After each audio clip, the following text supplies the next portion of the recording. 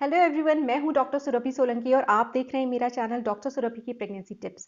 आज इस वीडियो में हम जानेंगे कि सिजेरियन डिलीवरी के कितने दिन के बाद संबंध बनाना ठीक रहता है या सेफ रहता है। तो चलिए वीडियो को शुरू करते हैं बिना किसी देरी के।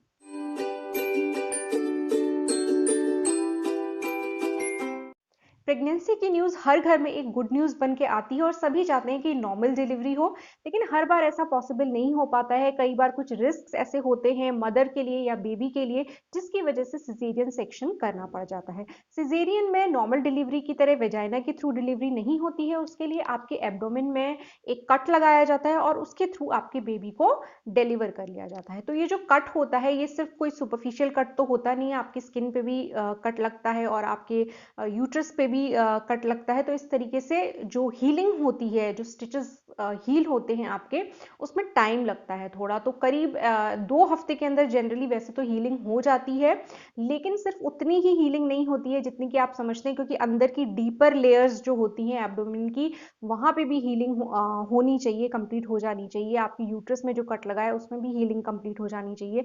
तो इस तरीके से जो हीलिंग का प्रोसेस है वो जितना दिखता है उससे कहीं ज्यादा डीप होता है। तो यहाँ पे हम पर्टिकुलरली जो क्वेश्चन राइज होता है कई कपल्स के मन में कि सिजेरियन के कितने दिन के बाद संबंध बनाना सेफ रहेगा। तो देखिए, इसमें पहला फैक्टर तो यही है जो जिससे हमने स्टार्ट किया कि स्टिचेस होते हैं, कट लगता है, उसमें स्टिचेस लगते हैं। तो ऑब्वियसली सबसे पहले उनका हील होना सबसे ज्यादा जरूरी होता है। जैसे कि आप लोग जानते होंगे, अगर पहले आपकी सिजेरियन डिलीवरी हुई है कि पहले तो 2-4 दिन तो आपको हॉस्पिटल में ही बिताने होते हैं और इसके बाद आपको अपने स्टिचेस की प्रॉपर केयर करनी होती है जब तक कि स्टिचेस हील नहीं हो जाते। कभी इन्फेक्शन के साइंस दिखने लग जाते हैं या ब्लड ऊज आउट करने लग जाता है, तो उस कंडीशन में आपको तुरंत अपने डॉक्टर को दिखाना होता है। तो इन सब बातों में मैं डिटेल में नहीं जाऊंगी, क्योंकि प्रीवियसली एक वीडियो इस पे कर चुकी हूँ जिसमें मैंने सब केयर किस तरीके से होनी चाहिए सिजेरियन के बाद, वो बता रखा है। उसका लिंक मैं आपको आई बटन में प्रोवाइड करा दूंगी। तो देखिए, पहला फैक्टर तो यही है कि जब तक आपके स्टिचेस नहीं हील हुए हैं तब तक तो बिल्कुल भी पॉसिबल नहीं है इंटरकोर्स कर पाना। तो ये तो एक फैक्टर हो गया।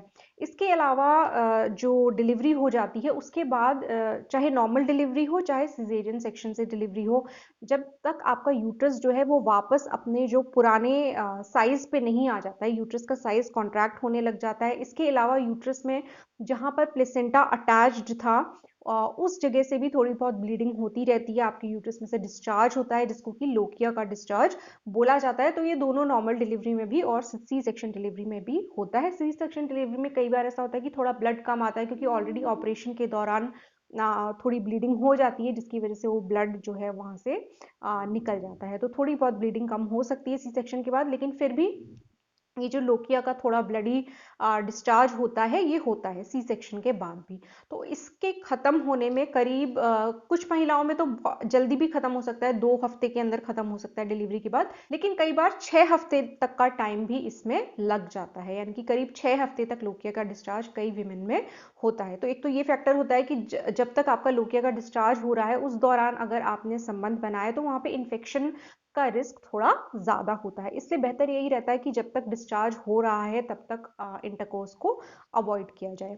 तीसरी बात जो मैं आपको बताना चाहती हूँ वो ये है कि जब आपकी डिलीवरी हो जाती है और आप ब्रेस्ट फीड करा रहे हो ऑब्वियसली आप बेबी को, तो उस टाइम पे आपकी बॉडी में जो ईस्ट्रोजन हार्मोन के लेवल्स होते हैं वो काफी कम होते हैं। ईस्ट्रोजन अगर बढ़ेगा तो फिर वो मिल्क जो प्रोड्यूस हो रहा है आपके ब्रेस्ट में उसको सप्रेस करता है। तो इसलिए भी जरूरी होता है कि ईस्ट्रोजन के लेवल्स ब्रेस्ट फीडिंग के टाइम पे कम रहें। अब ईस्ट्रोजन क्या करता है, ईस्ट्रोजन का एक और काम होता था कि वो आपकी जो वेजाइना है उसकी तरफ ब्लड फ्लो इंक्रीज करता है और वहां पे ल्यूब्रिकेशन बढ़ाता है ड्यूरिंग इंटरकोर्स के टाइम पे। लेकिन जब क्योंकि ब्रेस्ट फीडिंग के टाइम पे ईस्ट्रोजन हार्मोन के लेवल्स काफी कम रहते हैं बॉडी में, तो महिलाओं के वेजाइना में भी ड्राइनेस रहती है। अब ड्राइनेस रहेगी तो ऑब्वियसली थोड़ा बहुत पेन हो सकता है इंटरकोर्स के टाइम पे। तो इसलिए ये भी एक फैक्टर रहता है जिसकी वजह से कई महिलाएं इसमें इंटरेस्टेड नहीं रहती हैं, इंटरेस्ट नहीं शो करती हैं। दूसरा, क्योंकि डिस्कम्फर्ट भी होता है, इसलिए भी रेडी नहीं हो पाती हैं। तो ये तीन जो मेन फैक्टर्स हैं, एक तो स्टिचेस वाली बात है कि स्टिचेस, घाव जब तक हील नहीं हुए, सिर्फ सुपरफिशियल हीलिंग नहीं होनी है, अंदर भी आपके कट लगा था, आपकी यूट्रस तक कट लगा था, वो हुआ था, तो पूरा हीलिंग होने में टाइम लगता है।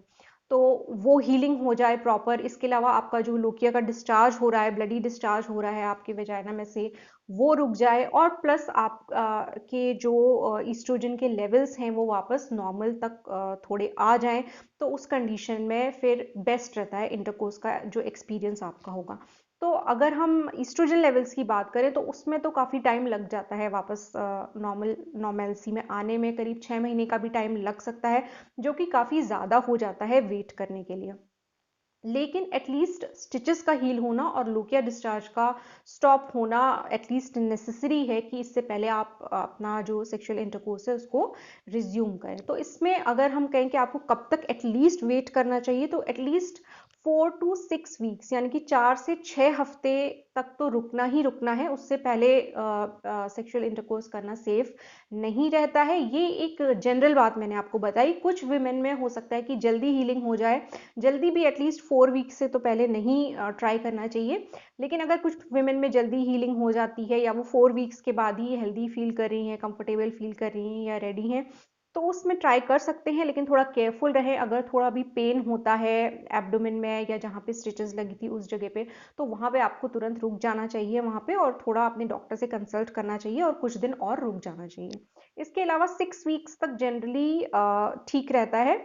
उसमें ज़्यादातर हीलिंग हो जाती है, और लोकिया का डिस्चार्ज भी जनरली स्टॉप हो जाता है 6 वीक्स के बाद, तो वो ठीक है। लेकिन कुछ महिलाओं में हो सकता है कि इससे भी ज़्यादा टाइम लग जाए हील होने में, क्योंकि हर किसी की बॉडी एक जैसी नहीं होती है, हर किसी की बॉडी की रिकवरी की क्षमता भी एक जैसी नहीं होती है। तो ये आपके अपने ऊपर डिपेंड करता है कि आप कितने दिन के बाद अपने आप को कंफर्टेबल महसूस कर रही हैं, कितने दिन के बाद आप अपने आप को हेल्दी महसूस कर रही हैं। तो अगर 6 वीक्स के बाद आपको लगता है कि हाँ स्टिचेस भी हील हो गए हैं, अब कोई पेन नहीं है, और आप ट्राई कर सकते हैं जैसे इंटरकोर्स के लिए। और अगर आपको वेजाइनल ड्राइनेस की प्रॉब्लम आ रही है, तो वहाँ पे आप ल्यूब्रिकेंट्स यूज़ कर सकते हैं अपने डॉक्टर से पूछ के। तो उस तरीके से अगर आप ल्यूब्रिकेंट्स यूज़ करके स्टार्ट करते हैं रिज्यूम करना सेक्सुअल इंटरकोर्स, तो वो आपको थोड़ा कंफर्टेबल रहता है। तो इस तरीके से ये जो क्वेश्चन है कि सी सेक्शन के कितने दिन के बाद रिज्यूम करना चाहिए सेक्सुअल एक्टिविटी को, तो ये कपल्स के ऊपर डिपेंड करता है। हालांकि 4 वीक से पहले तो बिल्कुल भी नहीं करना चाहिए। 6 वीक्स तक वेट करना बेस्ट रहता है। और 6 वीक्स पर भी अगर आपको कुछ दिक्कत हो रही है या प्रॉब्लम हो रही है, तो वहाँ पे आपको अपने डॉक्टर से कंसल्ट करना ज़रूरी होता है, क्योंकि कुछ लेडीज़ में थोड़ा हीलिंग में टाइम लग सकता है। तो होपफुली आज का ये वीडियो आपको कुछ यूज़फुल लगा होगा, काम का लगा होगा। अगर अच्छा लगा है तो वीडियो को लाइक कीजिए और मेरे चैनल को सब्सक्राइब कीजिए। मेरे चैनल को सपोर्ट करने का एक और तरीका है, आप वो ब्लू ज्वाइन बटन प्रेस करके चैनल के मेंबर बन सकते हैं। गोल्ड मेंबरशिप बहुत एक्सपेंसिव नहीं है, 59 रुपीज़ पर मंथ इसका चार्ज होता है। तो आप इस तरीके से भी अगर चाहें तो चैनल को सपोर्ट कर सकते हैं। मैं आपसे मिलूंगी अपने अगली वीडियो में, तब तक के लिए अपना ख्याल रखिए।